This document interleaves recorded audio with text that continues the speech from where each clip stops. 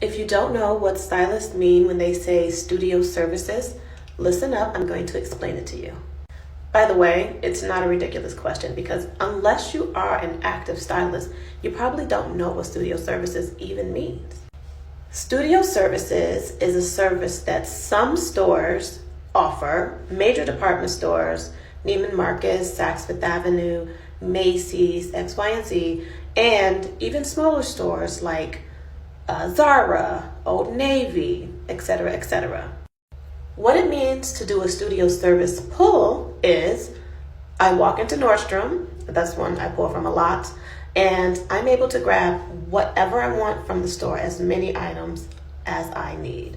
So, for example, let's say the amount of items that I pull total $10,000. I don't have to pay $10,000 to take the items out of the store. I give them my credit card that they keep on file, and when I return, I pay for the items that I want to keep. The requirement is there is a 20% keep or restock fee, depending on the store. So if we're keeping with Nordstrom, for example, I need to keep 20% of that $10,000, right? So that would be $2,000 worth of items. For some reason, I do not make that 20%, $2,000 in this case.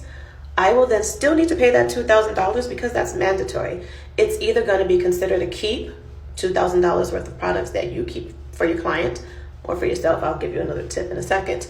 Or you have to pay the $2,000 as a restock fee. So either way, if you pull $10,000 worth of items, $20,000 will be how much you're going to spend. $2,000, not $20,000. Spend more than that and get more items.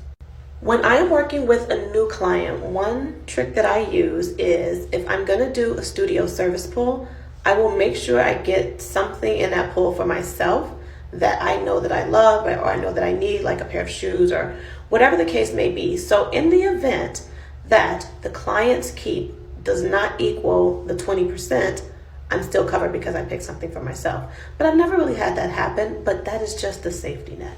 Some of the smaller stores like H&M, Zara, places like that, I don't do studio services there because they make you purchase everything up front and you still have to have like the 20 or 25% keep. So I just do a buy and return, which they hate, but I do it anyway because it's better for me as a stylist.